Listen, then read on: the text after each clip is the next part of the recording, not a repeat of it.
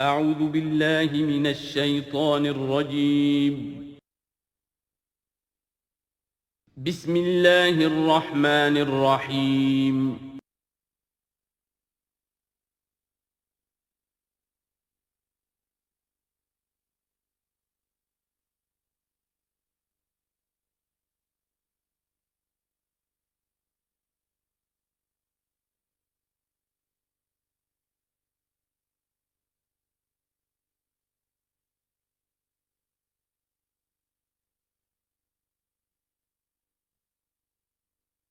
اعوذ باللہ من الشیطان الرجیم بسم اللہ الرحمن الرحیم الیہ یرد علم الساعة وما تخرج من ثمرات من اکمامها وما تحمل من انثى ولا تضع الا بعلمه ویوم ینادیہم این شرکائی قالوا آذناک ما منا من شہید وضل عنہم ما كانوا يدعون من قبل وظنوا ما لهم من محیص صدق اللہ العظیم۔ اللہ ہی کے حوالے ہے قیامت کا علم کہ قیامت کب آئے گی۔ وما تخرج من ثمرات، اور جو بھی نکلتا ہے میووں میں سے ان کے غلافوں کے اندر سے، وما تحمل من انثی، اور جو بھی کوئی مادہ اٹھاتی ہے اپنے پیٹ میں حمل، ولا تضع، اور نہ ہی وہ اس کو جنتی ہے، الا بعلمہ، مگر وہ اللہ کے علم میں ہوتا ہے۔ اور اس کو صرف انسانوں پر نہ سمجھیے، تو تمام حیوانات کا معاملہ ہے۔ اسی لیے یہاں پر عورت کا نام نہیں لیا گیا، بلکہ یہ کہ جو بھی ہے، من انثی، جو بھی ہے۔ وَيَوْمَ يُنَادِيهِمْ أَيْنَ شُرَكَائِي، اور جب اس دن کے پکارے گا انہیں کہ کہاں ہے میرے وہ شریک، قَالُوا آذَنَّاكَ مَا مِنَّا مِن شَهِيدٍ، تو وہ کہیں گے ہم نے تو آپ سے عرض کر دیا ہے، ہم میں سے کوئی بھی اس کا اقرار نہیں کرتا کہ ہمارا کوئی شریک ہے۔ یعنی یہ کہ اس وقت وہ بالکل ایسے بے بس ہو جائیں گے کہ وہ نہیں کہہ سکیں گے کہ ہم نے واقعتاً کسی کو سمجھا تھا کہ وہ ہمارا سہارا ہوگا۔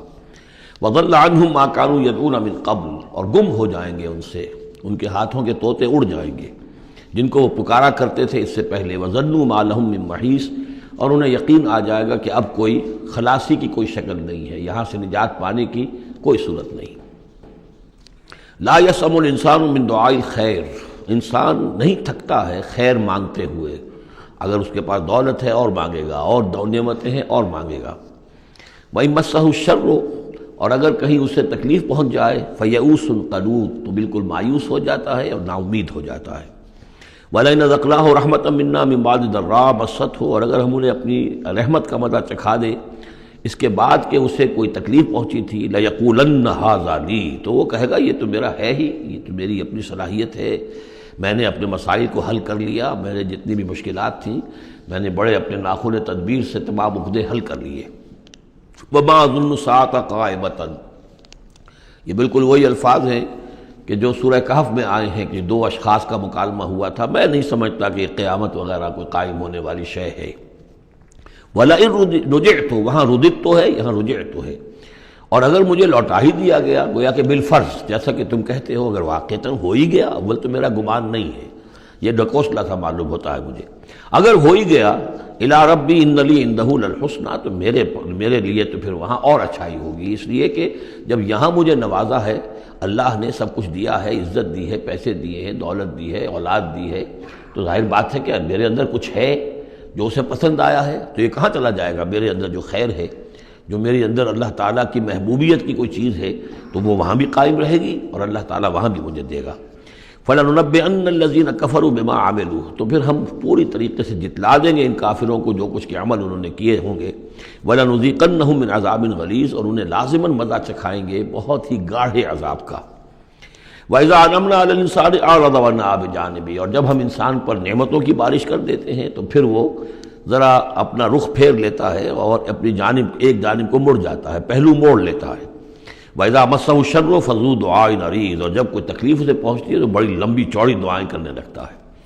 قُلْ أَرَأَيْتُمْ إِنْ كَانَ مِنْ عِنْدِ اللَّهِ ثُمَّ كَفَرْتُمْ بِهِ، اے نبی ان سے کہیے کہ ذرا سوچو، تھوڑی دیر کے لیے فرض کر لو کہ یہ جو میں پیش کر رہا ہوں قرآن، یہ اللہ ہی کی طرف سے ہو، امکان تو ہے نا، 1%، 2%، 3%، کسی درجے میں تو امکان ہے۔ ثُمَّ كَفَرْتُمْ بِهِ، اور پھر تم نے اس کا کفر کیا، من اضل ممن ہوا فی شقاق بعید، تو کون ہوگا زیادہ بھٹکا ہوا اس سے کہ جو اس طرح کی زندہ کے اندر جا پڑا ہے۔ یعنی سوچو ذرا، غور کرو، جیسے اس سے پہلے آیا ہے کہ کہ میں تم سے کہتا ہوں ایک ایک کر کے، دو دو کر کے، اکیلے اکیلے، دو دو مل کر گفتگو کرو، سوچو سمجھو کہ کیا اس شخص کے اندر کوئی دیوانگی کے آثار ہیں، کوئی ان کے اندر کوئی کبھی ان کی زندگی کے اندر اس سے پہلے جو 40 برس ان کو تمہارے درمیان بسر کی ہے کبھی کوئی جھوٹ بولا ہے۔ اب یہ آخری مرتبہ پھر قرآن مجید کا ذکر آ رہا ہے، اور یہ سب سے اہم ہے ہمارے اس موجودہ دور کے لحاظ سے۔ سَنُرِيهِمْ آيَاتِنَا فِي الْآفَاقِ وَفِي أَنفُسِهِمْ حَتَّى يَتَبَيَّنَ لَهُمْ أَنَّهُ الْحَقُّ۔ ان قریب ہم انہیں دکھائیں گے اپنی آیات، آفاق میں بھی، یہ پوری کائنات جو ہے، آسمان اور زمین، آفاق، وفی انفسہم، ان کی اپنی جانوں کے اندر بھی، حتیٰ یتبین لہم انہ الحق، یہاں تک کہ یہ بات بالکل واضح ہو جائے گی ان کے لیے، مبرہن ہو جائے گی کہ یہ قرآن حق ہے۔ اس سے اشارہ ہو رہا ہے اس معلومات کے ایکسپلوژن کی طرف کہ جو آج ہو رہا ہے، اور یہ کوئی زیادہ پرانی بات نہیں ہے، یہ زیادہ یوں سمجھیے کہ یہ سائنس کی ڈیولپمنٹ 200 برس کا ہے معاملہ، اور اس میں بھی جو ایکسپلوژن ہوا ہے یہ تو ہاف سینچری سے زیادہ کا مسئلہ نہیں، اسی کے اندر ہوا ہے۔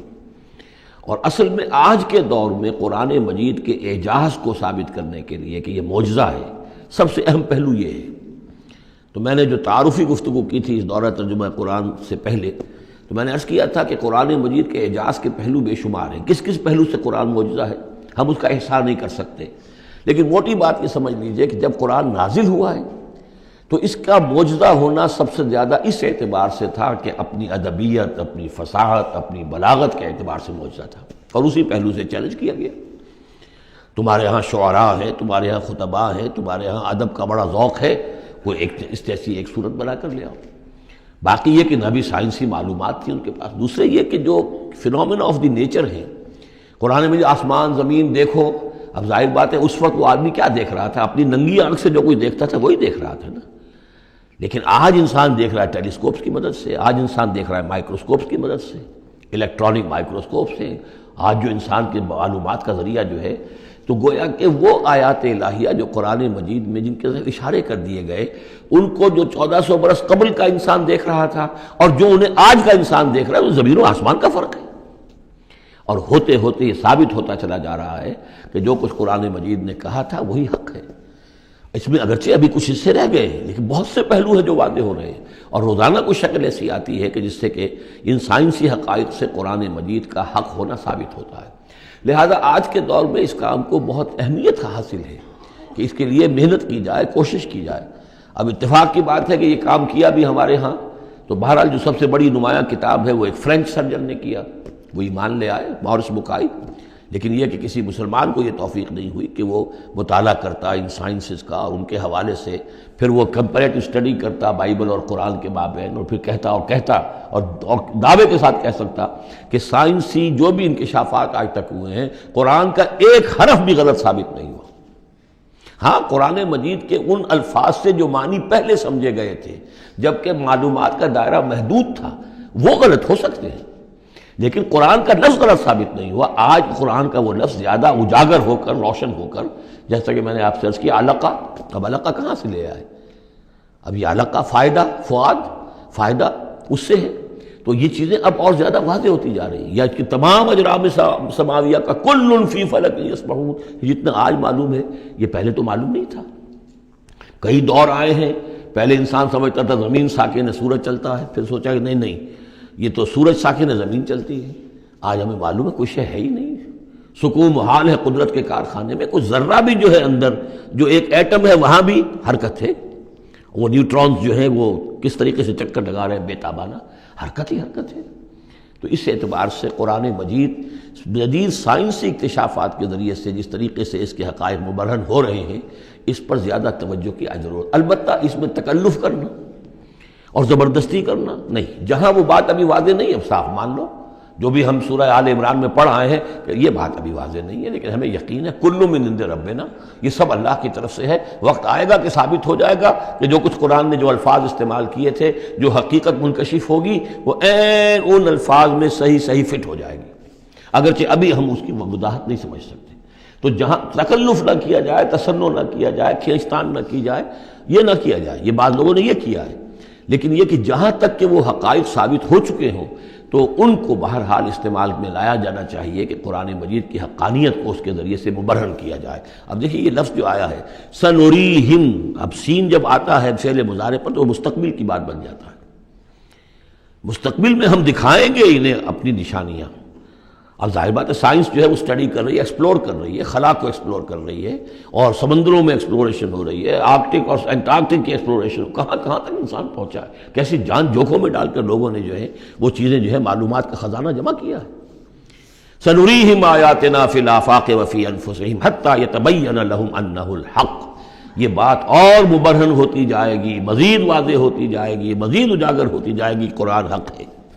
اولم یکف بربک انہ علی کل شیء شہید، کیا کافی نہیں ہے یہ بات تیرے رب کے لیے کہ وہ تو ہر چیز پر گواہ ہے، ہر کائنات کی ہر شے اس کی نگاہوں کے سامنے ہے۔ لیکن آج سے 1400 برس پہلے وہ انہی الفاظ میں اس نے بیان کیا تھا جسے اس وقت کا انسان سمجھ سکتا۔ وہ باتیں آج کے حوالے سے جو باتیں آ رہی ہیں وہ بیان کر دی جاتی ہیں، سمجھ میں کس کی آتی نہیں۔ انہم فی مریۃ من لقاء ربہم، آگاہ ہو جا یہ لوگ اپنے رب سے ملاقات کے بارے میں دھوکے میں پڑے ہوئے، شکوک و شبہات میں پڑے ہوئے۔ الا انہ بکل شیء محیط، آگاہ ہو جا وہ ہر چیز پر محیط ہے، ہر چیز کا احاطہ کیے ہوئے ہے۔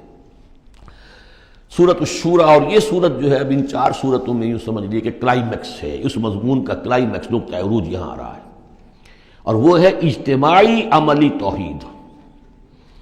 انسان جو ہے ایک متمدن حیوان ہے، یہ مانتے ہیں سب لوگ، تمدن مل جل کر رہتا ہے، اسے اجتماعی نظام وجود میں آتا ہے۔ اجتماعی نظام کے مختلف پہلو ہم نے شمار کیے ہیں، ایک معاشرتی نظام ہے، اس سے بھی پہلے عائلی نظام ہے، خاندانی نظام ہے، پھر معاشرتی نظام ہے، پھر اقتصادی یا معاشی نظام ہے، پھر سیاسی نظام ہے۔ یہ تمام جو نظام ہیں یہ جب تک کہ اللہ کی حاکمیت کے تابع نہیں ہوتے تو گویا کہ اجتماعی سطح پر تو توحید نہیں ہے، وہ تو شرک ہے۔ پھر افراد جو ہیں اکیلے اکیلے اس میں ہو سکتے ہیں موحد ہوں، اور وہ کس شکل میں ہوں گے؟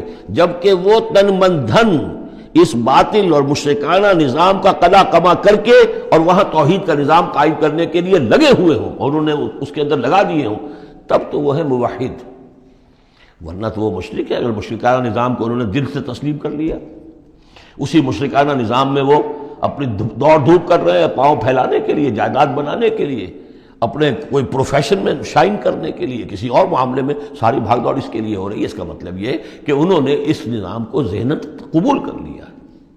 تو جنہوں نے اس طاغوت کو قبول کر لیا انہوں نے اللہ کا انکار کیا، چاہے وہ نمازیں پڑھتے ہوں بلکہ تہجد بھی پڑھتے ہوں۔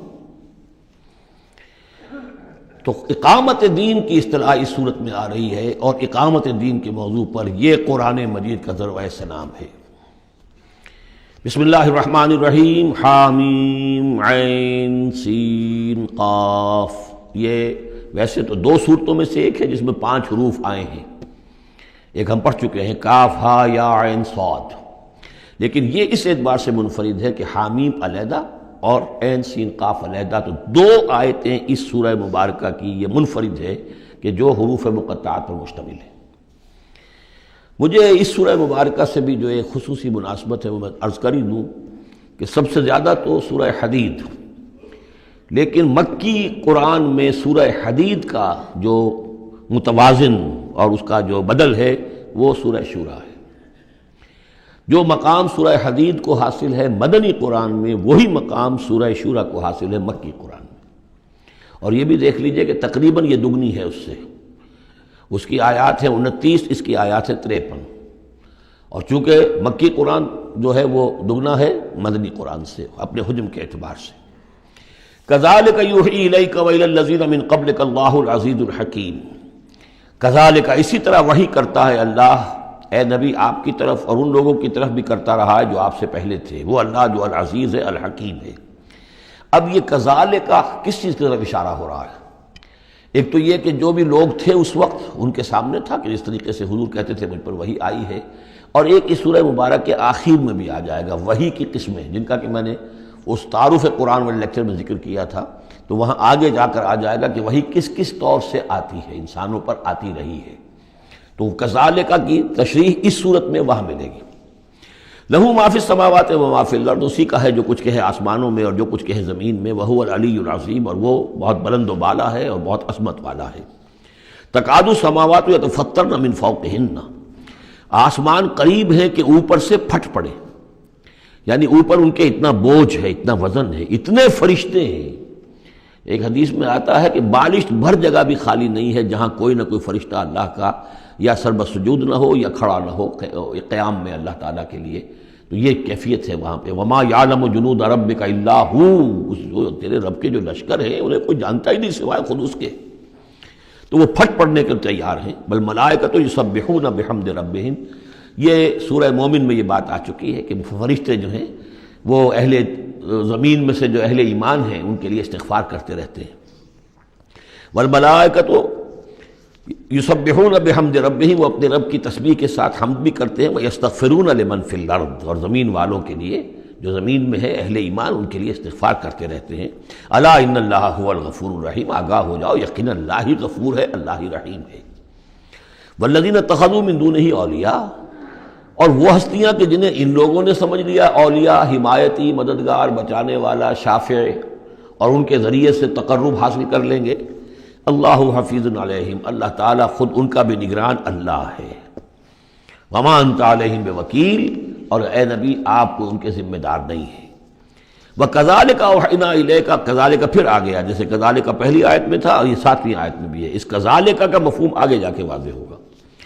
اسی طرح ہم نے وہی کیا ہے آپ کی طرف اے نبی، قرآنًا عربیًا، یہ قرآن عربی، لِتُنذِرَ أُمَّ الْقُرَىٰ وَمَنْ حَوْلَهَا، تاکہ آپ خبردار کر دیں بستیوں کی ماں یا بستیوں کی جڑ، سب سے بڑی بستی، سب سے اہم بستی۔ یہ ہم پڑھ چکے ہیں سورہ قصص کی آیت نمبر 59 میں آیا تھا، حتیٰ نبعث فی امہا رسولا، جو بھی علاقہ ہے اس کی جو مرکزی بستی ہے ہم عذاب نہیں بھیجتے رہے جب تک کہ اس کی مرکزی بستی کے اندر رسول نہ بھیج دیں۔ تو اب یہ ام القریٰ ہے، جو مکے جو عرب کے لیے ام القریٰ ہے، ویسے یہ پوری دنیا کا ام القریٰ ہے۔ لتنذر ام القریٰ، اگر حضرت آدم واقعتاً یہ بات صحیح ہے کہ بیت اللہ حضرت آدم کا بنایا ہوا ہے، تو معلوم ہوا کہ پوری دنیا کا جو ہے واقعتاً ام القریٰ پھر یہی ہے، بیت العتیق، بہت پرانا گھر، تاکہ آپ خبردار کریں ام القریٰ کے رہنے والوں کو، ومن حولہا، اور جو ان کے ارد گرد ہیں۔ یہ مفہوم پہلے بھی آ چکا، میں نے عرض کیا ارد گرد جو ہے وہ تو دائرے کھینچتے جائیے تو پوری دنیا اس میں آ جائے گی۔ وَتُنذِرَ يَوْمَ الْجَمْعِ، اور خبردار کرنا ہے اس جمع ہونے والے دن، قیامت کا دن، لا ریب فیہ، جس میں کوئی شک نہیں ہے، فریق فی الجنت، ایک گروہ ہوگا جو جنت میں جائے گا، وفریق فی السعیر، اور ایک جماعت ہوگی کہ جو جہنم میں جائے گی۔ وَلَوْ شَاءَ اللَّهُ لَجَعَلَهُمْ أُمَّةً وَاحِدَةً، اگر اللہ چاہتا تو انہیں ایک ہی امت بنا دیتا، سبھی مومن ہوتے۔ وَلَٰكِن يُدْخِلُ مَن يَشَاءُ فِي رَحْمَتِهِ، لیکن نہیں، یہ تو اللہ تعالیٰ داخل کرتا ہے جو چاہتا ہے، جو خواہش مند ہوتا ہے، جو اس کی قیمت ادا کرنے کو تیار ہے، اس کو اپنی رحمت میں داخل کرتا ہے۔ یہ مفت میں وہ اللہ تعالیٰ اپنی یہ رحمت اور اپنی جنت جو ہے مفت میں دینے کو نہیں، اس نے نہیں بنائی ہے، جو چاہتا ہے اس کا ارادہ کرے پھر اس کی قیمت ادا کرے۔ ان اللہ اشتری من المؤمنین انفسهم واموالهم بان لهم الجنہ والظالمون ما لهم من ولی ولا نصیر، اور جو ظالم ہوں گے، مشرک ہوں گے، کافر ہوں گے، ان کا پھر نہ کوئی ولی اور حمایتی ہے اور نہ کوئی مددگار ہے۔ ابھی اتخذوا من دونہ اولیاء، دوبارہ وہی بات آئی کہ انہوں نے اللہ کے سوا جو ہے کہ اپنے اور حمایتی اختیار کر لیے ہیں۔ فاللہ هو الولی، تو اے کم عقلو، اللہ ہی ہے ولی، ایک ہی ولی ہے، بس اس کو پکڑو، اسی کو اپنا ولی مانو۔ اللہ ولی الذین آمنوا یخرجہم من الظلمات الی النور وہو یحیی الموتیٰ، وہی ہے کہ جو زندہ کرے گا مردوں کو، وہو علی کل شیء قدیر، اور وہ ہر چیز پر قادر ہے۔ وَمَا اخْتَلَفْتُمْ فِيهِ مِنْ شَيْءٍ فَحُكْمُهُ إِلَى اللَّهِ، یہاں سے اب مضمون شروع ہو رہا، اس کی تمہید بن رہی ہے۔ تمہارے مابین جو بھی اختلاف ہو اس کے فیصلے کا حق اللہ کے پاس ہے، حاکم وہ ہے، اس کے لیے ہے حاکمیت، sovereignty belongs to him and him alone۔ سروری زیبا فقط اس ذات بے ہمتا کو ہے، حکمراں ہے ایک وہی، باقی بتانے آزری۔ اس کی حاکمیت کے تحت پورا نظام زندگی کا آ جائے گا تو اس کا نام ہے اللہ کا دین قائم ہو گیا۔ توحید بالفعل اس پورے نظام میں قائم ہو گئی، ایک اللہ کی حکومت، ایک اللہ کی مرضی، ایک اللہ کا قانون۔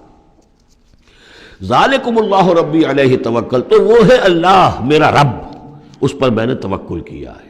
وإلیہ انیب، اور اسی کی طرف میرا رجوع کرنا ہے۔ فاطر السماوات والارض، وہ آسمانوں اور زمین کا پیدا فرمانے والا ہے۔ جعل لکم من انفسکم ازواجا، اس نے تمہاری ہی نوع سے تمہارے لیے بیویاں بنا دی، جوڑے بنا دیے، ومن الانعام ازواجا، اسی طرح چوپایوں میں بھی ہر سپیشیز کے اندر نر بھی ہے مادہ بھی ہے، یذرؤکم فیہ، اسی سے وہ تمہاری افزائش کرتا ہے، افزائش نسل، اسی سے تمہیں پھیلاتا ہے۔ لیس کمثلہ شیء، اس کی یونیک ہستی، اس کے مثال کی سی بھی کوئی شے نہیں۔ اب کیا کریں، ایک چیز ایبسلیوٹ نیگیشن کے لیے ہماری زبان میں کوئی اسلوب ہے ہی نہیں، اس جیسی کوئی شے نہیں، اس کی سی کوئی شے نہیں، اس کی مثال کسی بھی کوئی شے نہیں۔ اب یہ اس سے زیادہ یہ اور اس کے اندر ایمفیسس کا ایبسلیوٹلی یونیک، لا مثل لہ ولا مثال لہ ولا نضد لہ ولا ند لہ، وہ جو بھی آپ الفاظ جتنے بھی جمع کرتے جائیں گے، وہو السمیع البصیر، اور وہی ہے سب کچھ سننے والا اور سب کچھ دیکھنے والا۔ لہ مقالید السماوات والارض، اسی کے لیے ہیں آسمانوں اور زمین کی تمام کنجیاں۔ یبسط الرزق لمن یشاء، وہ بچھا دیتا ہے اور کھول دیتا ہے، بسط وسیع کر دیتا ہے، کشادہ کر دیتا ہے رزق کو جس کے لیے چاہتا ہے، ویقدر، اور جس کے لیے چاہتا ہے ماپ تول کر راشننگ کر کے دینا شروع کر دیتا ہے۔ انہ بکل شیء علیم، اور یہ بھی اس کے علم پر ہے کہ کس کے لیے یہ بہتر ہے، کس کے لیے وہ بہتر ہے، وہ ہر چیز کا جاننے والا ہے۔ اب جو آیت آ رہی ہے وہ اس سورہ مبارکہ کا کلائمیکس ہے، اور اس موضوع پر قرآن مجید کا کلائمیکس ہے، اقامت الدین کے موضوع پر۔ شرع لکم من الدین، اے محمد پر ایمان لانے والو، اے مسلمانوں، تمہارے لیے اللہ نے دین میں وہی شے معین کی ہے، ما وصی بہ نوحا، جس کی وصیت کی تھی نوح کو، والذی اوحینا الیک، اور جس کی وحی کی ہے ہم نے اے محمد آپ کی طرف، کیونکہ پہلے خطاب ہے لکم، شرع لکم، یہاں امت سے خطاب ہو رہا ہے، شرع لکم، بس صرف فرق یہ کہ یا ایھا الذین آمنوا یا نہیں آیا ہے، یہ مکی صورتوں کے مزاج کا تقاضا ہے کہ وہ نہ آئے، لیکن جمع کے صیغے سے واضح کر دیا کہ باقی جگہ ہم دیکھ رہے ہیں کہ واحد کے صیغے میں خطاب کر کے اور بالواسطہ امت، یہاں امت سے خطاب ہے۔ شرع لکم من الدین، تمہارے لیے دین میں وہی شے مقرر کی ہے، ما وصی بہ نوحا، جس کی وصیت کی تھی اس نے نوح کو، والذی اوحینا الیک، اور جس کو کی وحی کی ہم نے محمد آپ کی جانب صلی اللہ علیہ وسلم، وما وصینا بہ ابراہیم و موسیٰ و عیسیٰ، اور جس کی وصیت ہم نے کی ابراہیم کو اور موسیٰ کو اور عیسیٰ کو، ان اقیموا الدین، کہ دین کو قائم کرو۔ دین ایک تو معلوم ہوا اس آیت سے کہ دین سب کا ایک ہے، دین نوح کا اور حضور کا اور ابراہیم کا اور موسیٰ کا، عیسیٰ کا علیہم الصلاۃ والسلام ایک ہی ہے، دین تو ایک ہی ہے۔ ان ھذہ امتکم امۃ واحدہ وانا ربکم فاعبدون، دین تو ایک ہی ہے، شریعتیں مختلف ہیں لیکن دین کو قائم کرو۔ موسیٰ کے دور میں ان پر یہ فرض تھا کہ دین کو قائم کرو، اس کے لیے لڑو، جاؤ، جنگ کرو اور اس خطہ زمین کو حاصل کرو جس پر اللہ کا دین قائم کر سکو۔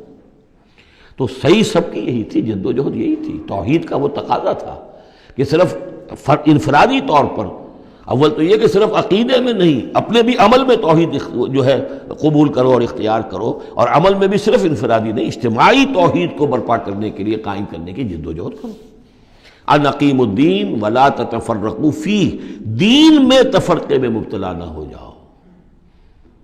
الذین فرقوا دینہم، یہ ہم پڑھ چکے ہیں، دین کو پھاڑ دینا، کہ زندگی کے ایک حصے میں اللہ کا حکم مانا جا رہا ہے، دوسرے حصے میں کسی اور کا مانا جا رہا ہے، یہ تفرقہ۔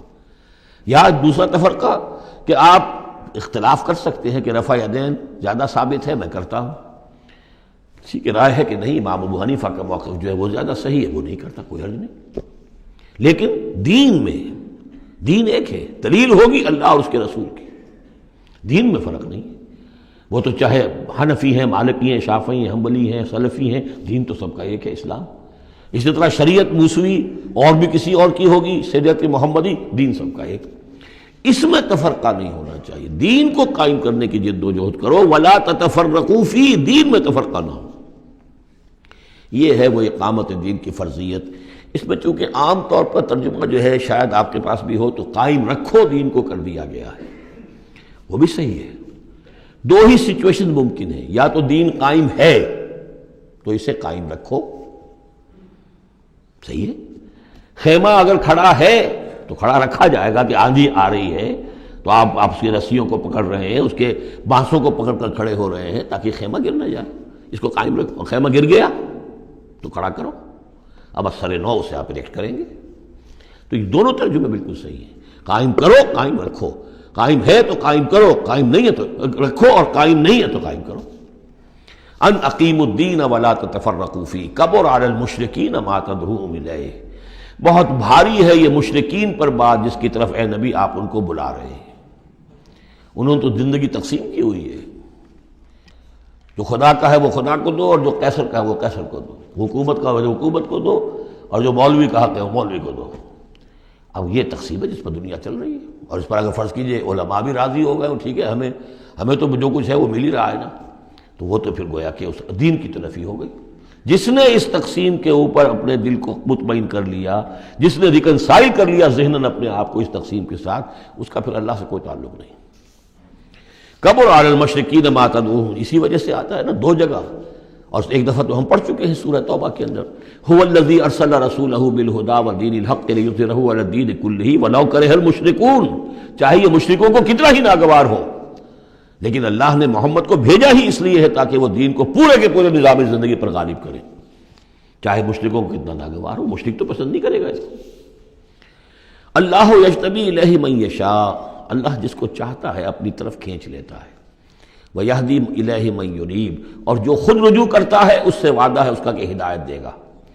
یہ اللہ کی شان ہے، اللہ کسی کو راہ چلتے کو بلا لیتا ہے۔ اس کو صوفیہ کہتے ہیں سالک مجذوب اور مجذوب سالک۔ کچھ لوگ ایسے ہوتے ہیں کہ جو بڑی محنت کرتے ہیں، مشقت کرتے ہیں، سلوک طے کر رہے ہیں، روحانی منزلیں طے کر رہے ہیں، پھر کہیں جا کر وہ ایسی جگہ پر پہنچے کہ وہ کہہ سکتے ہیں کہ ہاں آپ کسی مقام پر آ گئے ہیں، اللہ کا کوئی قرب حاصل ہو گیا۔ ایک وہ ہوتے ہیں جنہیں اللہ پہلے کھینچ کے اپنے قریب کر لیتا ہے پہلے، اور پھر وہ سلوک طے کرتے ہیں۔ تو کچھ لوگ اس قسم کے ہوتے ہیں۔ صدیقین جو ہیں وہ سالک مجذوب ہیں، شہداء جو ہیں وہ مجذوب سالک ہیں، کھینچ لیا حضرت عمر کو اللہ تعالیٰ نے۔ ان کے اپنے مزاج کی وہ کیفیت تھی نہیں، ان کو بالکل مزاج ہی اور تھا، ان کی دلچسپی ہی اور تھی، وہ تو کھینچ لیا۔ وَمَا تَفَرَّقُوا إِلَّا مِن بَعْدِ مَا جَاءَهُمُ الْعِلْمُ بَغْيًا بَيْنَهُمْ، اور انہوں نے تفرقہ نہیں کیا اور یہ نہیں تقسیم ہوئے مگر اس کے بعد کہ ان کے پاس علم آ چکا تھا۔ اب یہ جو اقامت دین کا دعوت لے کر حضور کھڑے ہوئے، تو ایک تو ان کے مخاطبین مشرک تھے، فرمایا کہ اے مشرک، اے نبی صلی اللہ علیہ وسلم، یہ مشرکین کے لیے تو ہے ہی بہت مشکل بات کہ آپ کی بات کو قبول کر سکے، کبر علی المشرکین ما تدعوہم الیہ، تو بہت بعید ہے اس سے۔ البتہ آپ کو اگر یہ خیال ہو کہ یہ اہل کتاب جو ہیں یہ تو واقف ہیں اللہ سے، کتاب سے، تورات سے، انجیل سے، اور یہ تو قیامت کو بھی مانتے ہیں، فرشتوں کو مانتے ہیں، سب کچھ مانتے ہیں، یہ تو آسانی سے مان لیں گے، یہ بھی امید نہ رکھیے آپ۔ یہاں حضور کو بتایا جا رہا ہے کہ آپ ایسی توقعات نہ رکھیں، اس لیے کہ ان لوگوں نے تفرقہ ڈالا ہے جبکہ ان کے پاس حق آ چکا تھا۔ کس لیے؟ وَمَا تَفَرَّقُوا إِلَّا مِن بَعْدِ مَا جَاءَهُمُ الْعِلْمُ بَغْيًا بَيْنَهُمْ، یہ آپس میں زدم زدہ ہے، آپس میں کون اوپر اور کون نیچے کی بحث میں یہ پڑے ہوئے ہیں، تو یہ آپ کو کیسے اوپر مان لیں گے؟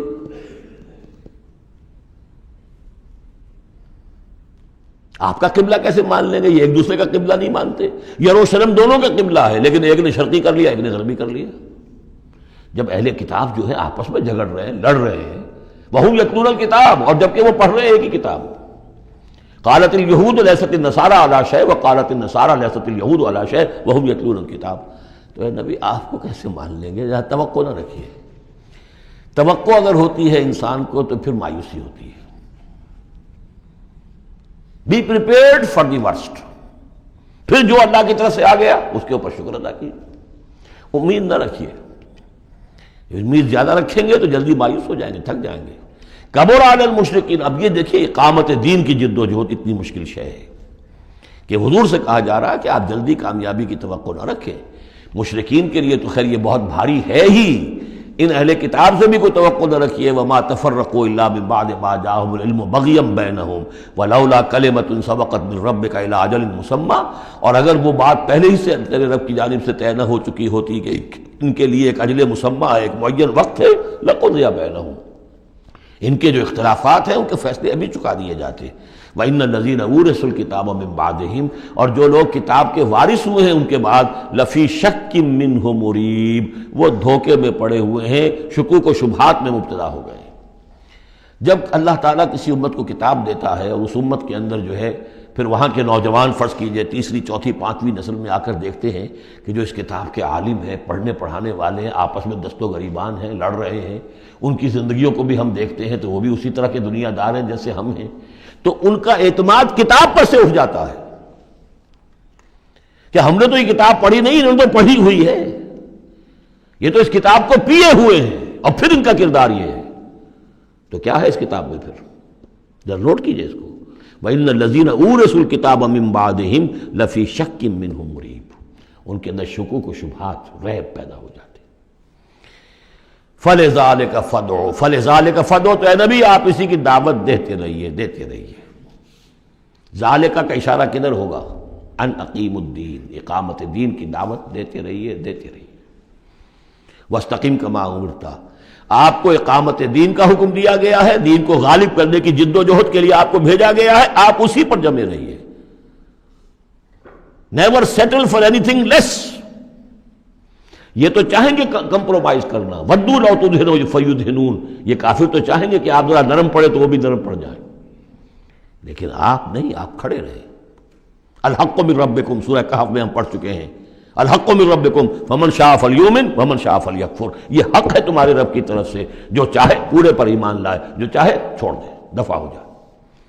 اللہ کو تمہاری ضرورت نہیں ہے، تمہیں اللہ کی ضرورت ہے۔ فلذلک فادع واستقم کما امرت ولا تتبع اهواءهم، ان کی خواہشات کی پیروی نہ کیجیے۔ یہی بات تو ہے جو پھر آگے سورہ بقرہ میں آئی، آگے اس لیے کہہ رہا ہوں کہ نازل تو بعد میں ہوگی نا، ابھی 5-6 سال کے بعد نازل ہوگی سورہ بقرہ۔ لن ترضی عنک الیہود ولا النصارى حتی تتبع ملتہم، اے نبی یہودی اور نصرانی آپ سے راضی نہیں ہوں گے جب تک کہ آپ ان کی پیروی نہ کریں۔ وہ تو کہیں گے ہمارے پیچھے چلو، ہماری گدیاں ہیں، ہماری خانقاہیں چلی آ رہی ہیں، ہمارے مدرسے ہیں، ہمارے یہاں پہ یہ جو ہے مسندیں ہیں ہمارے پیچھے چلو، ہم تمہارے پیچھے کیوں چلیں؟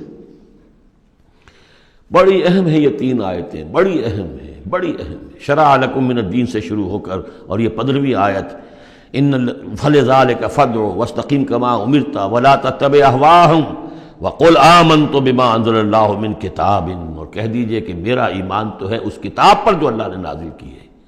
یہ گویا کہ خلاصہ آ گیا یہ سورہ حامیم سجدہ کا، وہ کتاب 6 دفعہ جو کتاب کا ذکر اس میں آیا ہے۔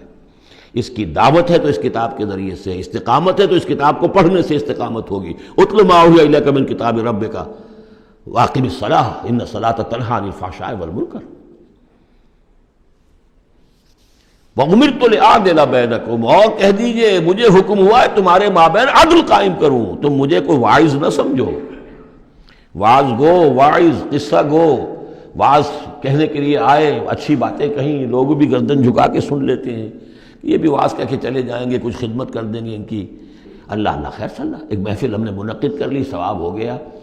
حضور نے فرمایا مجھے حکم ہوا ہے عدل قائم کروں، جیسے کہ حضرت ابو بکر نے کہا تھا، لوگوں جب بیعت خلافت ہوئی ہے تم میں سے ہر کمزور میرے نزدیک قوی ہوگا جب تک کہ اسے اس کا حق دلوا نہ دوں، اور ہر قوی ضعیف ہوگا جب تک کہ اسے حق وصول نہ کروں۔ عدل کو قائم کرنے کے لیے مجھے بھیجا ہے۔ وَأُمِرْتُ لِأَعْدِلَ بَيْنَكُمْ اللَّهُ رَبُّنَا وَرَبُّكُمْ، ویسے اللہ ہمارا بھی رب ہے تمہارا بھی رب ہے، لنا اعمالنا ولکم اعمالکم، ہمارے لیے ہمارے اعمال ہے تمہارے لیے تمہارے اعمال ہے، لا حجت بیننا، آپس میں حجت بازی کرنے کا کوئی فائدہ نہیں۔ اللہ یجمع بیننا، اللہ ہمیں جمع کر دے گا، یا تو اس دنیا میں جمع کر دے گا۔ یہ ان لوگوں سے بات کہی جا رہی ہے جو کچھ نسبتاً قریب ہوتے ہیں، تو کہتے ہیں نہیں اس طرح نہ کرو، اس طرح کر لو، مقصد تو تمہارا ٹھیک ہے، طریقہ کار یہ نہیں، یوں کرو۔ کہیے بھائی دیکھیے ہمارے سامنے جو طریقہ کار ہے ہم اس پر کام کر رہے ہیں، ہمیں وہی صحیح معلوم ہو رہا ہے، آپ کو کوئی اور اچھا لگتا ہے آپ اس پر کام کیجیے، اس میں حجت بازی کیا ضرورت ہے؟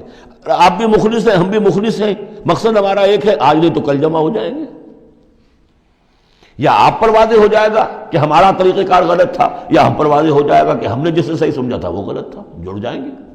جب تک آپ سمجھ رہے ہیں کہ آپ کا طریقہ کار صحیح ہے، ہم سمجھتے ہیں کہ ہمارا طریقہ کار صحیح ہے، آپ اس پر عمل کیجیے، ہم اس پر عمل کریں گے۔ اللہ ربنا وربکم لنا اعمالنا ولکم اعمالکم لا حجت بیننا وبینکم اللہ یجمع بیننا، اللہ ہمیں جمع کر دے گا، آج نہیں تو کل، کل نہیں تو پرسوں۔ جیسے منی سے چلتے ہیں قافلے، لاکھوں قافلے ہوتے ہیں جو چلتے ہیں، اور وہ 8 9 10 سڑکیں ہیں. سڑکیں کیا ہیں؟ وہ سب کے سب فٹ بال کے گراؤنڈز ہیں، چل رہے ہیں قافلے، لیکن سب سڑکیں جو ہیں وہ کنورج کر رہی ہیں عرفات پر. جیسے جیسے قافلے بڑھ رہے ہیں وہ سڑکوں کے مابین فاصلے کم ہو رہے ہیں. تو اگر تو ہماری منزل واقعی اقامت دین ہے تو چاہے ہم اس سڑک سے آ رہے ہیں چاہے اس سڑک سے آ رہے ہیں، آگے پہنچ جائیں گے. اللہ یجمع بیننا، میدان عرفات میں تو ہم جمع ہو جائیں گے نا. اور بالفرض اگر دنیا میں ہم جمع نہ ہوئے، الیہ المصیر، ایک دن تو آنا ہے نا قیامت کا، جب اللہ کی طرف اللہ کی عدالت میں کھڑے ہوں گے. وہاں تو ایک جگہ ہوں گے کہ نہیں؟ وہاں دودھ کا دودھ پانی کا پانی علیحدہ ہو جائے گا. والذین یحاجون فی اللہ من بعد ما استجیب لہ حجتہم داحضۃ عند ربہم، اور وہ لوگ جو اللہ کے بارے میں حجت بازی ہی میں لگے رہے اس کے بعد بھی کہ بہت سے لوگوں نے اس کی دعوت پر لبیک کہہ دی ہے، یعنی السابقون الاولون میدان میں آ گئے ہیں.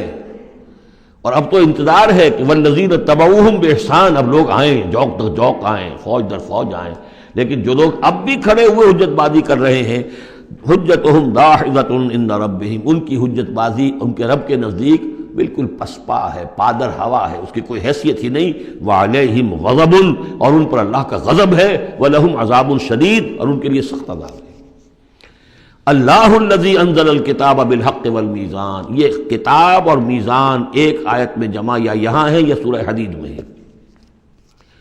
سورہ حدید کی آیت نمبر 25، لقد ارسلنا رسلنا بالبینات وانزلنا معهم الکتاب والمیزان لیقوم الناس بالقسط. یا یہاں ہے اللہ ہی ہے جس نے اتاری ہے کتاب بھی حق کے ساتھ اور میزان. میزان وہ نظام ہے دین حق کا، کتاب نے حق مقرر کر دیا ہے، میزان تول کر دیتی ہے. پھر اللہ نے دین کو مقرر کر دیا، لیکن دین کا نظام جب تک نہیں ہوگا تو دین کے مطابق فیصلے کیسے ہوں گے؟ اللہ نے تمہیں کتاب بھی دی ہے، نظام دیا ہے، میزان دی ہے. وما یدریک لعل الساعۃ قریب، کیا پتا کہ قیامت قریب آئی کھڑی ہو. اور الساعۃ سے مراد میری قیامت تو میری موت ہے. تم اگر اس میزان کو نصب کرنے کے لیے تن من دھن نہیں لگا رہے ہو تو کیا پتا مہلت عمل کل ختم ہو جائے. کیا پتا ہم میں سے کسی کو کل صبح کا سورج دیکھنا نصیب نہ ہو، کیا پتا. تاخیر و تعویق میں وقت ضائع کرنا سب سے بڑی حماقت ہے. یستعجل بها الذین لا یؤمنون بها، اس قیامت کے لیے جلدی مچا رہے ہیں وہ لوگ کہ جو اس پر ایمان نہیں رکھتے. والذین آمنوا مشفقون منها، جو ایمان رکھتے ہیں وہ تو اس سے ڈرتے ہیں، لرزاں و ترساں رہتے ہیں. جو سورہ نور میں ہم نے پڑھا، یخافون یوما تتقلب فیہ القلوب والابصار، وہ لوگ تو اس مقام میں بلند پر پہنچنے کے باوجود لرزاں و ترساں رہتے ہیں اس دن کے خیال سے جس دن اپنے پروردگار کے حضور کھڑے ہونا ہوگا. والذین آمنوا مشفقون منها ویعلمون ان الحق، وہ جانتے ہیں کہ وہ حق ہے، آ کر رہے گی. الا ان الذین یمارون فی الساعۃ لفی ضلال بعید، آگاہ ہو جاؤ جو لوگ قیامت کے بارے میں جھگڑتے ہیں اور اس میں شک و شبہ کرتے ہیں وہ بڑی دور کی گمراہی میں پڑ چکے ہیں. اللہ لطیف بعبادہ یرزق من یشاء، اللہ بہت باریک بین ہے اپنے بندوں کے لیے اور وہ رزق دیتا ہے جس کو چاہتا ہے. یعنی اقامت دین کی جد و جہد میں یہ فکر نہ تمہیں ہو کہ کیا کھائیں گے کیا پئیں گے. میں آپ کو حضرت مسیح کا وہ قول بھی سنا چکا ہوں جو متی کی انجیل میں ہے. کیوں فکر کرتے ہو کیا کھاؤ گے اور پیو گے؟ کیا جنگل کی چڑیاں جو ہیں جو نہ ہل چلاتی ہیں نہ بوتی ہیں نہ کاٹتی ہیں لیکن صبح کو اپنے گھونسلوں سے نکلتی ہیں اور شام کو آسودہ ہو کر واپس آتی ہیں، تو وہ رب جو ان کو کھلاتا پلاتا ہے وہ تمہیں نہیں کھلائے گا؟ کیوں تشویش کرتے ہو کہ کیا پہنیں گے؟ جنگل کی سوسن کو نہیں دیکھتے کہ جیسا خوبصورت لباس اللہ نے اسے دیا ہے. سلیمان بھی اپنی ساری شان و شوکت کے باوجود ویسی پوشاک نہیں رکھتا تھا. تو جو اس گھاس کو یہ سب کچھ دے رہا ہے جو آج ہے اور کل جلا دی جائے گی، کیا وہ تمہیں نہیں، تمہارا تن نہیں ڈھانکے گا؟ لیکن تمہیں ایمان نہیں ہے. تو فرمایا اللہ لطیف ہے اپنے بندوں کے لیے. ایک دفعہ یکسو ہو کر فیصلہ تو کرو کہ اب اپنے آپ کو وقف کرنا ہے اس کام کے لیے. اللہ تعالیٰ وہاں سے رزق دے گا جہاں سے تمہیں گمان تک نہیں ہوگا. من یتق اللہ یجعل لہ مخرجا ویرزقہ من حیث لا یحتسب. لیکن اس کے لیے اللہ پر ایمان ضروری ہے، توکل ضروری ہے. ہاں تھوڑا سا اللہ تعالیٰ امتحان بھی لے لیتا ہے، سختیاں بھی آ جاتی ہیں. امتحان پھر آدمی ثابت کر دے کہ میں تو یکسو ہوں. اے اللہ اب میں نے فیصلہ کر لیا، اللہ پہ راستے کھول دیتا ہے۔ وَهُوَ الْقَوِيُّ الْعَزِيزُ، وہ تو بہت قوی ہے، زبردست ہے۔ اب یہ جو مضمون آگے آ رہا ہے یہ وہ ہے جس کی کلائمیکس ہم پڑھ چکے ہیں سورہ بنی اسرائیل میں، من کان یرید العاجلۃ عجلنا له فیہا ما نشاء لمن نرید، یہاں وہی مضمون مختصر آ رہا ہے۔ من کان یرید حرث الآخرۃ نزد له فی حرثہ، جو شخص کے طالب بن گیا ہو آخرت کی کھیتی کا، ہم اس کی کھیتی میں اضافہ کرتے رہتے ہیں، بڑھوتری ہوتی رہتی ہے۔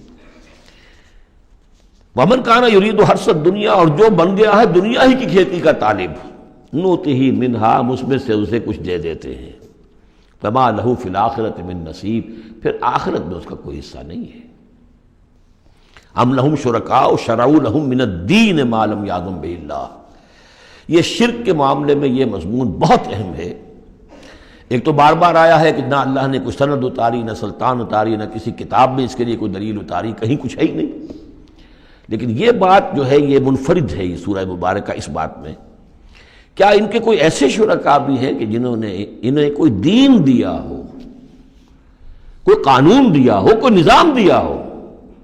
لات عزیٰ منات ہبل، کوئی انہوں نے تمہیں کتاب دی ہے، کوئی شریعت دی ہے، کوئی نظام دیا؟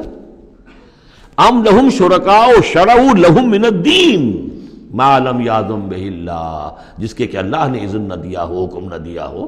اگر تو واقعی کوئی الہ ہے، کوئی واقعی ہے، تو اسے دینا چاہیے۔ یہ نظام ہے تمہارے لیے، نظام کے بغیر کیسے الہ ہو گیا؟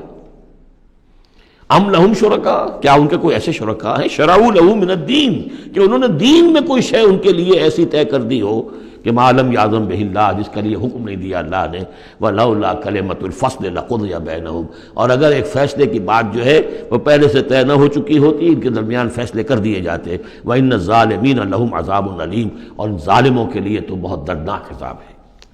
تَرَى الظَّالِمِينَ مُشْفِقِينَ مِمَّا كَسَبُوا، اب قیامت کا نقشہ کھینچا جا رہا ہے۔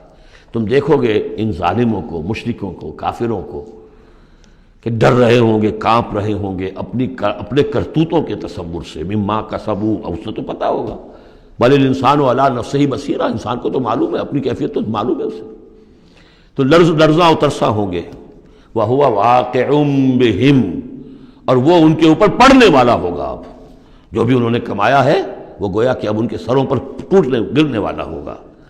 وَالَّذِينَ آمَنُوا وَعَمِلُوا الصَّالِحَاتِ، اور اس کے برعکس وہ لوگ جو ایمان لائے تھے، جنہوں نے ایمان کے تقاضے پورے کیے، عمل صالح کا حق ادا کیا، فی روضات الجنات، وہ جنتوں کے باغات میں ہوں گے۔ لہم ما یشاءون عند ربہم، ان کے لیے وہ سب کچھ ہوگا ان کے رب کے پاس جو کچھ وہ چاہیں گے۔ ذالک هو الفضل الکبیر، یقیناً یہ بہت بڑی فضیلت ہے جو انہیں حاصل ہو جائے گی۔ ذالک الذی یبشر اللہ عبادہ الذین آمنوا، یہ ہے وہ انجام نیک جس کی بشارت دے رہا ہے اللہ اپنے ان بندوں کو، الذین آمنوا وعملوا الصالحات، جو ایمان لائیں اور نیک عمل کریں۔ قل لا اسألکم علیہ من اجرا قل لا اسألکم علیہ اجرا الا المودۃ فی القربى، کہہ دیجئے کہ میں تم سے کوئی اجرت نہیں مانگتا، کوئی اجر نہیں مانگتا، کوئی مزدوری نہیں مانگتا، کوئی انعام میں نے کبھی نہیں مانگا، الا المودۃ فی القربى، سوائے قرابت داری کے لحاظ کے۔ وَمَنْ يَقْتَرِفْ حَسَنَةً نَزِدْ لَهُ فِيهَا حُسْنًا، اور جو کوئی بھی کوئی بھلائی کمائے گا تو ہم اس کے لیے اس میں اور بھلائی میں اضافہ کرتے رہیں گے۔ ان اللہ غفور شکور، یقیناً اللہ تعالیٰ غفور ہے اور شکور ہے۔ ام یقولون افترى علی اللہ کذبا، کیا ان کا یہ خیال ہے کہ یہ قرآن محمد نے خود گھڑ کر صلی اللہ علیہ وسلم اللہ تعالیٰ کی طرف منسوب کر دیا ہے؟ فَإِن يَشَإِ اللَّهُ يَخْتِمْ عَلَىٰ قَلْبِكَ، اب یہاں پہ خطاب حضور سے کرتے ہوئے اللہ تعالیٰ فرما رہے ہیں کہ اے محمد اگر ہم چاہیں، اگر اللہ چاہے تو آپ کے قلب کے اوپر مہر کر دے، یعنی پھر یہ کہ یہ جو آپ کے پاس وحی آ رہی ہے وہ وحی نہیں آ سکے گی، یعنی وحی کا آنا جو ہے اس میں آپ کے اختیار کو سرے سے یہ دخل بھی نہیں ہے۔ کجا یہ کہ آپ اس کو بنائیں، گھڑیں اور اس کو خود تصنیف کریں، یہ تو بالکل خالصتاً آپ کے لیے وہبی شے ہے۔ اگر ہم چاہیں، اللہ چاہے تو یہ کہ اسی طرح جیسے کہ سورہ بنی اسرائیل میں آ چکا ہے کہ ہم چاہیں تو لَنَذْهَبَنَّ بِالَّذِي أَوْحَيْنَا إِلَيْكَ، پھر ہم لے جائیں، سلب کر کے لے جائیں آپ سے اس وحی کو، اور قرآن مجید آپ کے سینے میں سے ہم سلب کر لیں، اختیار مطلق ہمارا ہے۔ ان کو بتایا جا رہا ہے کہ اس میں محمد الرسول اللہ صلی اللہ علیہ وسلم کا شخصی طور پر کوئی دخل نہیں۔ وَيَمْحُو اللَّهُ الْبَاطِلَ وَيُحِقُّ الْحَقَّ بِكَلِمَاتِهِ، اور اللہ تعالیٰ باطل کو تو محو کر دیتا ہے، مٹا دیتا ہے، اور حق کا حق ہونا اپنی باتوں سے اپنے کلمات سے ثابت فرما دیتا ہے. بس اس میں وقت لگتا ہے، لیکن یہ کہ بالآخر احقاق حق اور ابطال باطل یہ الفاظ آئے تھے سورہ انفال میں، اس لیے کہ اس کے بعد جو ہے غزوہ بدر میں وہ احقاق حق اور ابطال باطل کا جو ہے مرحلہ گویا کہ وہ مبرہن ہو گیا، واضح ہو گیا، اور الفرقان فرق کر دیا اس نے حق و باطل کے مابین. انہ علیم بذات الصدور، یقیناً وہ واقف ہے اس سے بھی کہ جو سینوں کے اندر پوشیدہ ہے. وَهُوَ الَّذِي يَقْبَلُ التَّوْبَةَ عَنْ عِبَادِهِ، اور وہی ہے کہ جو اپنے بندوں سے توبہ کو قبول فرماتا ہے. وَيَعْفُو عَنِ السَّيِّئَاتِ، اور ان کی بہت سی برائیوں سے عفو درگزر سے بھی کام لیتا ہے بہت سی برائیوں کے بارے میں. وَيَعْلَمُ مَا تَفْعَلُونَ، اور جو کچھ تم کرتے ہو وہ اس کے علم میں ہے. وَيَسْتَجِيبُ الَّذِينَ آمَنُوا وَعَمِلُوا الصَّالِحَاتِ وَيَزِيدُهُم مِّن فَضْلِهِ، اور جو لوگ ایمان لائے ہوں اور ایمان ان کے ساتھ نیک عمل کر رہے ہوں ان کی وہ دعائیں سنتا ہے، قبول فرماتا ہے، اور انہیں اپنے فضل سے اور دیتا ہے، مزید ان کے اندر ان کے ایمان اور اعمال کے اندر ترقی فرماتا ہے. والکافرون لہم عذاب شدید، اور جہاں تک کافروں کا تعلق ہے ان کے لیے تو پھر بہت سخت سزا ہے. وَلَوْ بَسَطَ اللَّهُ الرِّزْقَ لِعِبَادِهِ لَبَغَوْا فِي الْأَرْضِ، اگر اللہ تعالیٰ نے اپنے بندوں کے لیے زمین میں رزق کو کھول دیا ہوتا، خزانے جو ہے بہت کشادہ کر دیتا، ہر ایک کو بالکل با فراغت ہر وقت بہت سہولت رزق مل رہا ہوتا، تو پھر تو یہ زمین میں اور زیادہ سرکشی کرتے. ابھی ان کا حال یہ ہے کہ محنت کرنی پڑتی ہے، مشقت کرنی پڑتی ہے، تب ان کو 2 وقت کی روٹی ملتی ہے، تب تو ان کی سرکشی کا یہ عالم ہے. وَلَوْ بَسَطَ اللَّهُ الرِّزْقَ لِعِبَادِهِ لَبَغَوْا فِي الْأَرْضِ وَلَٰكِن يُنَزِّلُ بِقَدَرٍ مَّا يَشَاءُ، لیکن اللہ تعالیٰ نازل کرتا ہے اندازے کے مطابق جو چاہتا ہے. انہ بعبادہ خبیر بصیر، یقیناً وہ اپنے بندوں کے حالات سے باخبر بھی ہے اور دیکھ بھی رہا ہے. وہو الذی ینزل الغیث، اور وہی ہے کہ جو بارش برساتا ہے، من بعد ما قنطوا، جبکہ وہ مایوس ہو چکے ہوتے ہیں، یعنی موسم گزر رہا ہے اور بارش نہیں ہوئی ہے تو دلوں کے اوپر جو ہے مایوسی کے سائے گہرے ہوتے جا رہے ہیں، لیکن اچانک پھر اللہ تعالیٰ بارش برسا دیتا ہے. وَهُوَ الَّذِي يُنَزِّلُ الْغَيْثَ مِن بَعْدِ مَا قَنَطُوا وَيَنشُرُ رَحْمَتَهُ، اور بارش کے برسنے سے پھر اس کی رحمت جو ہے وہ پھیل جاتی ہے، عام ہو جاتی ہے، اس کا بستر بچھ جاتا ہے. وَهُوَ الْوَلِيُّ الْحَمِيدُ، اور یقیناً وہی ہے کہ جو پشت پناہ ہے، مددگار ہے، حامی ہے، اور اپنی ذات میں ستودہ صفات ہے، اسے کسی حمد کی حاجت نہیں ہے. وَمِنْ آیَاتِهِ خَلْقُ السَّمَاوَاتِ وَالْأَرْضِ، اور اس کی نشانیوں میں سے ہے آسمان اور زمین کی تخلیق. وَمَا بَثَّ فِيهِمَا مِن دَابَّةٍ، اور یہ کہ ان دونوں میں جو اس نے جاندار پھیلا دیے ہیں. ظاہر بات ہے کہ آسمانوں میں فرشتے ہیں، زمین میں آپ کو معلوم ہے حیوانات ہیں، حشرات الارض ہیں، طرح طرح کے جاندار ہیں، اور پھر انسان ہیں. وَهُوَ عَلَىٰ جَمْعِهِمْ إِذَا يَشَاءُ قَدِيرٌ، اور وہ جب بھی چاہے گا ان کو جمع کرنے پر قادر ہے. چاہے وہ پھیل گئے ہیں، پوری زمین میں پھیل گئے ہیں، آسمانوں میں پھیلے ہوئے ہیں، لیکن جب اللہ چاہے گا انہیں جمع کر لے گا. وَمَا أَصَابَكُم مِّن مُّصِيبَةٍ فَبِمَا كَسَبَتْ أَيْدِيكُمْ، اور تم پر جو کوئی بھی مصیبت آتی ہے تو در حقیقت وہ تمہارے اپنے ہاتھوں کے کرتوتوں کی وجہ سے. وَيَعْفُو عَن كَثِيرٍ، اور بہت سے تمہاری جو خطائیں ہیں ان سے تو اللہ تعالیٰ عفو کرتا رہتا ہے، معاف کرتا رہتا ہے، تمام غلطیوں پر نہیں پکڑتا، البتہ کچھ غلطیوں کے اوپر اس کا خمیازہ کچھ تھوڑا بہت تمہیں اس دنیا میں بھی دکھا دیتا ہے. وَمَا أَنتُم بِمُعْجِزِينَ فِي الْأَرْضِ، اور تم اللہ تعالیٰ کو نہ تو زمین کے اندر ہرا سکتے ہو، شکست دے سکتے ہو، اور گویا کہ یہاں پر مخفف معنی ہے ولا فی السماء، جس طرح کہ اس سے پہلے آ بھی چکا ایک مقام پر، نہ آسمان میں، یعنی یہ کہ اللہ تعالیٰ کی مشیت کو کوئی شخص جو ہے اس کو شکست نہیں دے سکتا، اس کی اپنی تدبیر ہے، وہ فعال لما یرید ہے، جو ارادہ کر لیتا ہے کر گزرتا ہے. وما لکم من دون اللہ من ولی ولا نصیر، اور نہیں ہے تمہارے لیے اللہ کے سوا کوئی ولی اور نہ مددگار. ومن آیاتہ الجوار فی البحر کالأعلام، اور اس کی نشانیوں میں سے وہ جہاز بھی ہیں جو چلتے ہیں دریاؤں میں اور سمندر میں، اور ایسے ہیں جیسے پہاڑ ایسے جہاز، بڑے بڑے جہاز. ان یشاء یسکن الریح، اگر اللہ چاہے تو وہ ہوا کو کھڑا کر دے، ہوا کو ساکن کر دے، اس لیے کہ ظاہر بات ہے یہ بادبانی جہاز ہوتے تھے جو چلتے تھے اور ہوا ہی انہیں لے کر چلتی تھی. ان یشاء یسکن الریح، اگر اللہ چاہے تو وہ ہوا جو ہے ساکن ہو جائے. فیظللن رواکد علی ظہرہ، تو پھر وہ کھڑے کے کھڑے رہ جائیں گے سمندر کی پیٹھ پر، یعنی سمندر کے جو ہے پانی کی سطح پر وہ کھڑے رہ جائیں گے. ان فی ذلک لآیات لکل صبار شکور، یقیناً اس میں نشانیاں ہیں ان سب لوگوں کے لیے جو صبر کرنے والے ہوں اور جو شکر کرنے والے ہوں. او یوبقہن بما کسبوا، یا پھر اللہ تعالیٰ ان کو غرق کر دے، تباہ کر دے ان جہازوں کو ان کے گناہوں کی پاداش میں. وَيَعْفُو عَن كَثِيرٍ، لیکن اللہ تعالیٰ بہت سی گناہوں سے اور بہت سی خطاؤں اور تقصیرات سے تو درگزر فرماتا رہتا ہے۔ وَيَعْلَمَ الَّذِينَ يُجَادِلُونَ فِي آيَاتِنَا مَا لَهُم مِّن مَّحِيصٍ، اور تاکہ انسان جان لے کہ جو ہماری آیات میں جو جھگڑا کر رہے ہیں، کٹ حجتیاں کر رہے ہیں، کہ ان کے لیے بھاگنے کی کوئی جگہ نہیں ہے۔ یہ مضامین جو آئے ہیں سورہ مبارکہ میں وہ جو عام مکی صورتوں کے مضامین ہیں، وہی رد و قضا، وہی ان کے ساتھ گفتگو مشرکین کے ساتھ، کفار کے ساتھ۔ لیکن اب اس صورت کا اقامت دین جو اس کا جو اصل جو ایکسس ہے، اس کا جو عمود ہے، اس کے اعتبار سے دوسرا نہایت اہم مقام اب آ رہا ہے۔ 8 آیات ہیں۔ اقامت دین کی جد و جہد کرنے والوں میں کیا اوصاف ہونے چاہیے؟ اگر یہ اوصاف نہیں ہوں گے تو وہ اقامت دین کی جد و جہد نہیں کر سکیں گے۔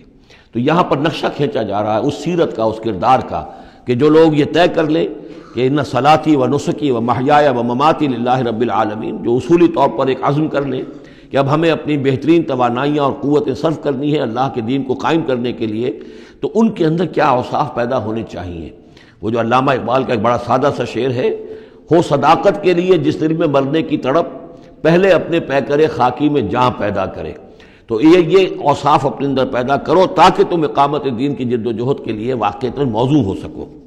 پہلی بات، فما اوتیتم من شیء فمتاع الحیات الدنیا، جو شے بھی تمہیں دنیا میں دی گئی ہے بس وہ دنیا کی زندگی کا ساز و سامان ہے، برتنا ہے۔ وما عند اللہ خیر و ابقا، اور جو کچھ اللہ کے پاس ہے وہ خیر ہے اور باقی رہنے والا ہے۔ للذین آمنوا وعلی ربہم یتوکلون، ان لوگوں کے لیے کہ جو ایمان رکھتے ہو اور اللہ پر، اپنے رب پر توکل کریں۔ یعنی پہلی بات یہ کہ دنیا و ما فیہا سے ان کا قلبی تعلق جو ہے وہ اس طرح کا ہو جائے کہ اس کی کوئی اہمیت اور وقت ان کے دل میں نہ رہے، اور انہیں یقین ہو جائے کہ اصل میں ہمارا مطلوب آخرت ہے، ہمیں جو چاہیے وہ آخرت ہے، اور اس کی طلب ان کے دل کے اندر راسخ ہو چکی ہو۔ جب تک یہ بے رغبتی نہیں ہوگی دنیا سے، اگر کہیں بھی یہ دنیا کی محبت جو ہے کہیں وہ لگی ہوئی ہے، پھانس آپ کے دل میں چبھی ہوئی ہے، تو ہو سکتا ہے کہ وہ کہیں اڑنگا لگائے گی اور آپ جو ہے اپنے خیال میں تو بڑی ترقی کر رہے ہیں اقامت دین کی جد و جہد میں، لیکن کہیں وہ ایسی اڑنگا لگائے گی کہ اوندھے منہ نیچے گریں گے۔ پہلا فیصلہ یہ ہے کہ آدمی طے کر لے کہ میں طالب آخرت ہوں یا طالب دنیا ہوں، اور نمبر 2 یہ کہ توکل اللہ پر۔ یہ ایک آیت کے اندر یہ 2 شرطیں آئی۔ اب آگے چلیے، والذین یجتنبون کبائر الاثم والفواحش، اور وہ لوگ کہ جو اجتناب کرتے رہیں بڑے بڑے گناہوں سے اور بے حیائی کے کاموں سے۔ ظاہر بات ہے کہ اپنی سیرت کو ان چیزوں سے اگر پاک نہیں کریں گے تو اس قدم میں، اس میدان میں آگے نہیں بڑھ سکتے۔ لیکن یہاں دوبارہ نوٹ کر لیجئے کہ یہی مضمون سورہ نساء میں آ چکا ہے، ان تجتنبوا کبائر ما تنہون عنہ نکفر عنکم سیئاتکم وندخلکم مدخلا کریما۔ دوسری مرتبہ اب یہاں آ گیا ہے، یعنی یہ کہ اقامت دین کے جو جد و جہد کرنے والے ہوں انہیں کبائر کے بارے میں اصل میں زیادہ حساس ہونا چاہیے۔ صغائر کے معاملے میں جس قدر زیادہ حساس ہم ہو گئے ہیں وہ اصل میں ایک بالکل غلط رخ ہے۔ صغائر کے بارے میں کم اور کبائر کے بارے میں ہو اصل۔ صغائر تو از خود بھی ان الحسنات یذهبن السیئات، جو نیکیاں ہم کرتے ہیں اس سے خود بخود بھی وہ ایسے صغیرہ گناہ جو ہے معاف ہوتے چلے جاتے ہیں، لیکن ہو جاتا ہے الٹا برعکس ہو جاتا ہے معاملہ کہ ایک آدمی ان چیزوں میں تو بہت ہی جزرس ہو جائے اور بہت ہی باریک بین ہو جائے، لیکن جو حضرت مسیح کے الفاظ ہیں کہ مچھر تو چھانتے ہو اور سموچے اونٹ نکل جاتے ہو، یہ صورتحال جو ہے یہ بڑی ہی یوں سمجھیے کہ پیتھولوجیکل کنڈیشن ہے، یہ بیماری کی صورت ہے۔ یہ ہے کہ بڑے بڑے گناہوں سے اپنے آپ کو پاک کرو اور فواحش سے اور بے حیائی سے۔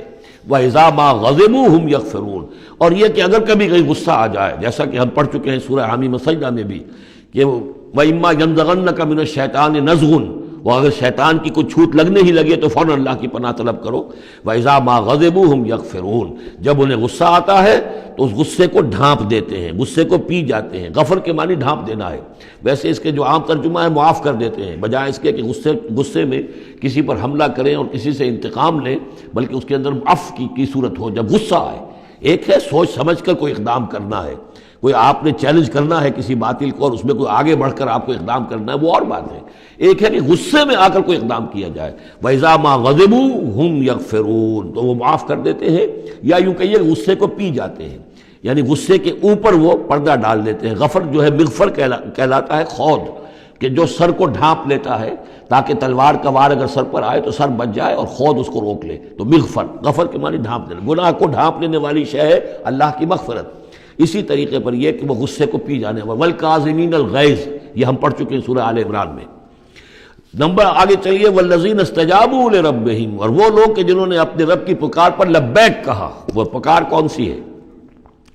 اس سورہ مبارکہ میں اب تک صرف ایک فعل امر آیا ہے جمع کے صیغے میں، ان اقیموا الدین، اور ایک فعل نہیں آیا ہے جمع کے صیغے میں ولا تتفرقوا فیہ۔ پوری صورت میں اب تک نوٹ کر لیجئے گا جا کر۔ تو یہ پکار اللہ کی کون سی ہے؟ اقیموا الدین ولا تتفرقوا فیہ۔ اسی کے لیے کہا تھا حضور سے فلذالک فدعوا، اسی کی دعوت دیتے رہیے۔ آپ کی دعوت اقامت دین کی دعوت ہو، یا آپ کی کسی جزوی شے کے اوپر آپ جو ہے وہ ہیمر نہ کر رہے ہو، کسی جزوی سی شے کو آپ نے ہدف نہ بنا لیا ہو، اصل ہدف اقامت دین۔ فلذالک فدعوا واستقم کما امرت ولا تتبع اهواهم۔ اب یہاں فرمایا والذین استجابوا لربہم، جنہوں نے اپنے رب کی پکار پر لبیک کہا، واقاموا الصلاۃ، اور نماز قائم کی، اور وامرهم شورى بینہم، چونکہ اب اجتماعی زندگی ہے، جماعتی زندگی ہے، اس میں مشاورت کا نظام ہونا چاہیے کہ وہ جو فیصلے کریں، جو قدم اٹھائیں، وہ باہمی مشاورت سے ہوں۔ یہ بھی روح جب تک کہ اس اجتماعیت کے اندر نہیں ہوگی باہمی مشاورت کی، اور یہ کہ کوئی ایک شخص سمجھے کہ بس ہر معاملے کے اندر مجھے اپنی مرضی چلانی ہے، تو ظاہر بات ہے کہ پھر وہ کام آگے نہیں چلے گا۔ ہم پڑھ آئے ہیں کہ حضور سے یہاں تک کہا گیا ہے کہ یہ جن صحابہ سے خطا ہوئی ہے، غلطی ہو گئی ہے، ان کو بھی آپ وشاورہم فی الامر فاعف عنہم واستغفر لہم وشاورہم فی الامر، حالانکہ ان سے خطا ہوئی ہے، غلطی ہوئی ہے، لیکن پھر بھی آپ انہیں اپنے مشوروں میں شامل رکھیے، اس لیے کہ اس سے دلجوئی ہوتی ہے، ساتھیوں کے اندر میوچول کانسیپٹ ڈیولپ ہوتا ہے، ایک کانفیڈنس ڈیولپ ہوتا ہے، اور وہ سمجھتے ہیں کہ ہماری بھی بات سنی جاتی ہے۔ اور حضور نے بسا اوقات اپنی رائے کو پیچھے رکھ کر اپنے ساتھیوں کی رائے کے مطابق فیصلہ کیا۔ غزوہ احد میں یہی ہوا ہے، غزوہ بدر میں یہی ہوا ہے کہ جہاں پر آپ نے کیمپ لگانے کا فیصلہ کیا تھا، جب بعض صحابہ نے آ کر کہا کہ ہمیں اگر اجازت ہو ہم اپنی رائے دیں، اور جب انہوں نے کہا کہ ہمارے خیال میں وہ جگہ بہتر ہے، آپ نے کہا ٹھیک ہے، یہاں سے کیمپ اکھاڑو، وہاں لگا دو۔ وَأَمْرُهُمْ شُورَى بَيْنَهُمْ وَمِمَّا رَزَقْنَاهُمْ يُنْفِقُونَ۔ ایک اور شے جو لازم ہے اقامت دین کی جد و جہد میں، جہاں وقت لگے گا، جہاں آپ کی توانائی صرف ہوگی، اس میں پیسہ بھی لازم درکار ہے۔ وہ دعوت دین کا کام ہو، اقامت دین کی جد و جہد ہو۔ وَمِمَّا رَزَقْنَاهُمْ يُنْفِقُونَ، یہ انفاق کا مضمون آ گیا، اور جو کچھ کہ ہم نے انہیں دیا ہے اس میں سے وہ انفاق کرتے ہیں۔ وَالَّذِينَ إِذَا أَصَابَهُمُ الْبَغْيُ هُمْ يَنْتَصِرُونَ، یہ وہ چیز ہے جس کے لیے میں نے نوٹ کرایا تھا کہ ایک ہے دعوت دین کا مرحلہ، اس دعوت کے مرحلے میں تو صورت وہ بتائی گئی کہ ادفع باللتی ہی احسن، اگر کوئی تمہیں گالی دے تم دعا دو، کوئی تمہیں پتھر مارے تم پھول پیش کرو۔ لیکن اقامت دین کی جد و جہد، اس کے اندر آگے چل کر معاملہ آتا ہے، جیسے قتال کا مرحلہ آ گیا تو وہاں تو فرمایا قاتلوا فی سبیل اللہ الذین یقاتلونکم اخرجوہم من حیث اخرجوکم، نکالو انہیں وہاں سے جہاں سے انہوں نے تمہیں نکالا ہے۔ یہاں آ کر معاملہ کیا ہے؟ والذین اذا اصابہم البغی ہم ینتصرون، اور وہ لوگ کہ جن پر اگر کوئی زیادتی کی جاتی ہے تو وہ بدلہ لیتے ہیں۔ یعنی یہاں پر اب تو اس کو اصل میں جد و جہد جو ہے حضور صلی اللہ علیہ وسلم کی، اس کے بھی اگر آپ دو مراحل سمجھیں گے تو ایک جو مکی دور میں وہ تھا، وہ دعوت کا مرحلہ تھا، ابھی اس میں اقدام کوئی نہیں کیا گیا، لیکن جب اقامت دین کے لیے اقدام شروع ہو جائے گا، آگے بڑھ کر باطل کو چیلنج کریں گے، تو اب وہ بات نہیں چل سکتی کہ معاف کر دیا کریں وہاں، تو بلکہ یہ ہے کہ جو غزوہ بدر میں جو اسیر ہوئے تھے ان کو بھی اگر فدیہ لے کر چھوڑ دیا گیا تو اللہ تعالیٰ کی طرف سے اس پر بھی اظہار ناپسندیدگی ہو گیا، بلکہ حضرت عمر کی رائے کی جو ہے گویا کہ تائید کی وہی نے کہ ان کو تو سب کو قتل کیا جانا چاہیے تھا، اور وہ ہمارے اندر جو ان کے رشتہ دار ہیں قریبی، وہ اپنے ہاتھ سے قتل کرتے، اس لیے کہ یہ فدیہ دے کر چلے جائیں گے، ظاہر بات ہے کہ اگلے سال وہی لوگ اکثر و بیشتر آ گئے کہ نہیں آ گئے، وہ چڑھائی کر کے آ گئے احد کے اندر۔ تو اس لیے وہاں پر آ کر جب اقامت دین کا مرحلہ جو ہے اقدام کے مرحلے میں وہ جد و جہد آتی ہے تو اس میں ہے والذین اذا اصابہم البغی ہم ینتصرون، یہ گویا کہ ان دونوں مراحل کا آپس کا فرق اور تفاوت ہے۔ بارک اللہ لی ولکم فی القرآن العظیم ونفعنی وإیاکم بالآیات والذکر الحکیم۔